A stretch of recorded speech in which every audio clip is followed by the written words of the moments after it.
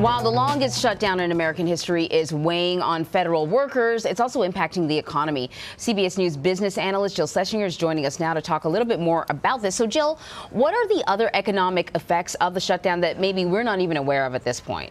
Well, just think about this. According to a bunch of estimates, it looks like we are shaving about $1.2 billion per week from the economy. That is because those affected, like the one in Chip Reed's story there, are not spending money. But also, the government itself reduces purchases for products and services during this closure. Then we take it to the next level. Some consumers are actually not able to secure federally backed loans. Big companies who are waiting to go public, they're going to wait even longer, at least until the Securities and Exchange Commission reopens.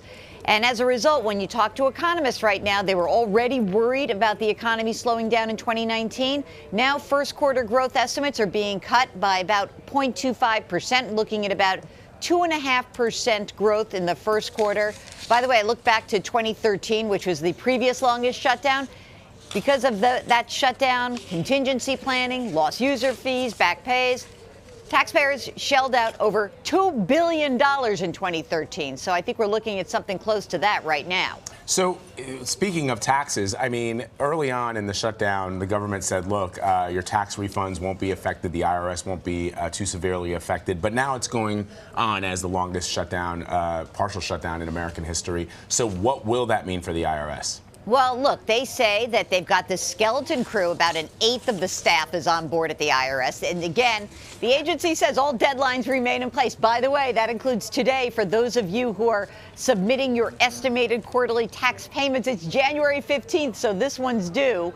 Got some exceptions out there, of course, for anyone who's a victim of a federally declared disaster area. But you're right, the agency said refunds are going to come. It's usually about 21 days if you e-file, 6 weeks if you use a paper return.